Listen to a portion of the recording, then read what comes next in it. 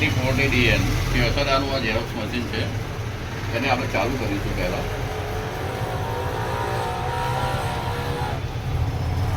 આપણે ચાલુ કરીશું એટલે આપણને એક પ્રોબ્લેમ ફેસ થશે.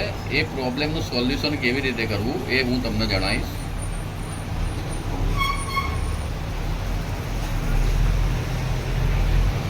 જ્યારે ઝેરોક્સ મશીન ચાલુ થાય છે એટલે આ ઓરેન્જ લાઇટની આપણને એરર આવે છે.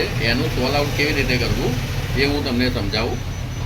સ્ટોપ બટન અને ઓકે બટન એ બંને એકી સાથે દબાઈ રાખવાનું છે આપણે.